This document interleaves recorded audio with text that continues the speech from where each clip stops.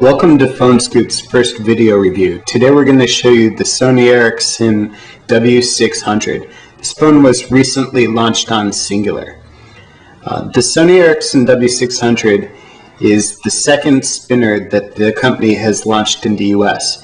This one is a little bit shorter and a little bit slimmer than the S710A, but as you can see, it's still quite thick.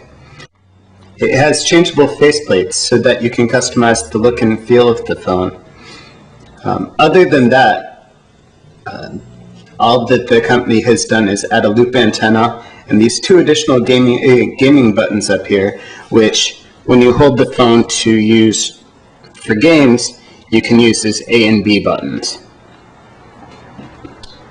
One of the nice things that Sony Ericsson did on their last spinner that they continued with on this one is that they kept a key lock switch, so that instead of having to use a key combination to lock and unlock the external keys, you actually can just flip this little switch to turn the key lock on and then turn it off again.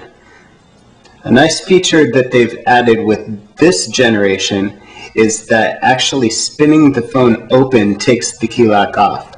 So when we spin the phone open now,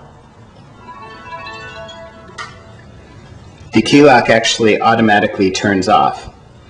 As you can see, one of the problems with having a spinner that has controls on the faceplate is that you actually have to turn the phone over in your hand when spinning it opened or closed. It gets to be kind of difficult.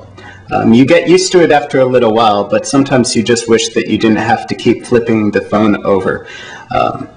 You'll notice that one of the cool things Sony Ericsson added was an open effect, so that, yeah, listen to that nice noise. They actually included 3 different noises that you can select from when the phone opens, and honestly, all of them are just fantastic. One of the things you'll keep noticing is that the screen keeps blanking out on the phone. That's to save battery life, and let me tell you, this phone has unbelievable battery life. Because it's a spinner, and because it has external controls, you can use almost everything on the phone with it closed. Basically, you only need to open it up to, say, send a text or dial an actual phone number. However, honestly, we feel that the phone is more comfortable when you actually hold it open. You can see that it has a nice slim shape and it fits really well in your hand. It just sits nicely. The antenna being at the bottom never seems to be a problem. It's in the bottom of a lot of newer phones and reception is still really good. While Sony Ericsson's interface has always been very usable, it hasn't necessarily been fast. And this phone finally fixes that. As you can see, menus launch very quickly. It's easy to whip around them, and when you choose an application, it also works without any delays. Sony Ericsson kept a lot of the nice user interface tweaks that they've been adding throughout their phones. But the one thing you'll notice they did eliminate was the More menu that used to be under the right soft button. What they've done now is change this to a shortcut menu that you access by hitting up on the D-pad. And as you'll see, instead of having very simple shortcuts like turn Bluetooth off and on, it's actually shortcuts to the applications or control panels. So in this case, it'll actually take you to the Bluetooth control panel instead of just taking you to turn Bluetooth on and off. One nice thing about the shortcut menu is that you can actually add your own shortcuts, so that if you want to continue to populate the menu with more things that you use often and actually need more than just the 4 D-pad shortcuts, you can add those in.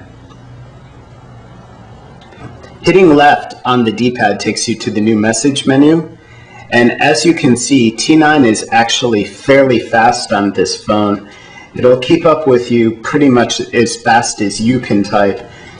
Just as with their last generation of phones, this phone actually continues to use Sony's camera interface when in camera mode, as opposed to using some phone style interface.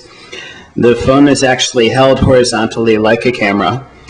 Only this button here works as the shutter button. The D-pad will not snap a picture, nor will any other button.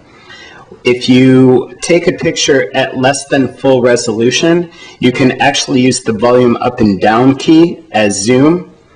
And you can see here that the interface looks almost like Sony's CyberShot cameras.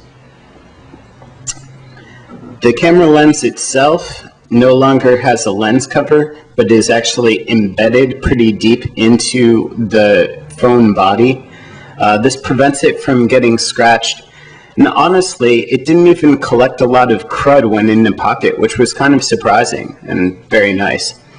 The camera itself is not as good as the S710 or the W800, but it does take decent pictures outdoors. It's just not too great in low light situations. But this is a W phone, and so the one piece of software that everybody cares about is the Walkman software. And it's actually pretty nice. You can load files very quickly just by plugging the phone into your computer's USB port and dragging audio files into the folder called Audio on the phone. The Walkman player will then read the ID3 tags for any MP3s and will automatically allow you to sort by that. You can see you can sort by artist and then album, or you can sort by track name.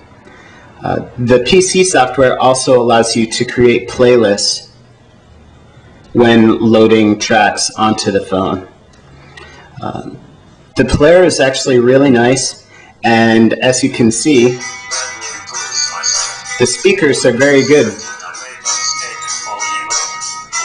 If you want to keep the music playing but use other features on the phone, all you need to do is hit the Walkman button once.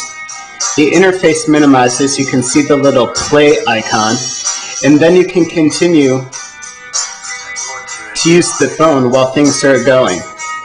It's pretty impressive. And honestly, considering the fact that this phone gets over 4 days of battery life, even when using it as a Walkman every day, you can easily see it replacing your daily needs for an iPod or Discman.